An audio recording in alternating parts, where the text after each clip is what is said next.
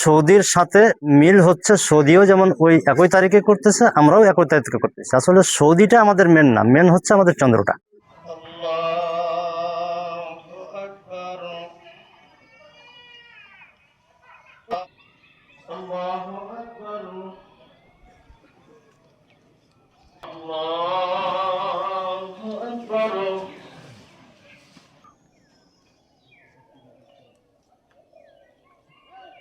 আল্লাহ রাসূল সাল্লাল্লাহু আলাইহি ওয়াসাল্লাম বলেছেন, চাঁদ দেখে সিয়াম পালন করতে হবে, চাঁদ দেখে সিয়াম ছাড়তে হবে। নতুন চাঁদ যখন আকাশে উদিত হবে, তখন সারা বিশ্বের সকল মুসলিম, সকল ইমানদার ব্যক্তিকে সেই চন্দ্র, নতুন চন্দ্র অনুযায়ী সিয়াম শুরু করতে হবে। তো আমরা সেই অনুযায়ী সৌদির সাথে মিল হচ্ছে, সৌদিও যেমন ওই একই তারিখে করতেছে, আমরাও একই তারিখে করতেছি। আসলে সৌদিটা আমাদের মেন না, মেন হচ্ছে আমাদের চন্দ্রটা। তো এই চন্দ্র তারিখকে ঠিক রেখে প্রত্যেকটা মুসলমানকেই এই সিয়াম পালন করতে হবে। সেই ধারাবাহিকতায় আমরা এটা করছি।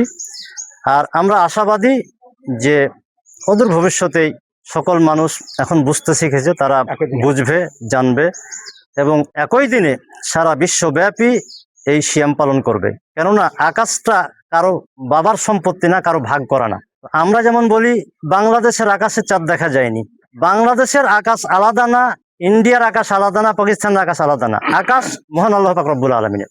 আর চন্দ্রটা আকাশে যখন উদিত হবে, মুসলমানদের যখন কেউ এই চন্দ্রটা দেখবে, যখন এই চন্দ্রের সংবাদ দিবে, যদি এই সংবাদটা সঠিক হয়, সুষ্ঠু সংবাদ হয়, তাহলে এটা মেনে নেওয়া প্রত্যেক মুসলিমের হচ্ছে কর্তব্য।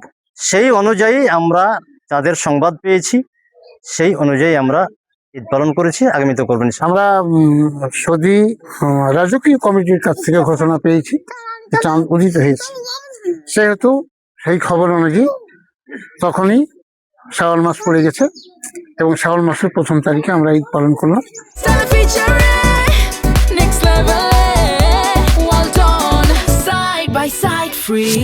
আজকে এখানে বাংলাদেশের এই ৭৬ বিঘিতে আল্লাহ আমাদের সবাই অশেষ কল্যাণ কামনা করছি এবং ভবিষ্যতে আমরা আল্লাহর কাছে দোয়া করি জাতি যেন এই জিনিসটা বুঝতে পারে, আর কি বুঝা আবার এই তারিখেই ১ তারিখে যেন সিয়াম পালন করে।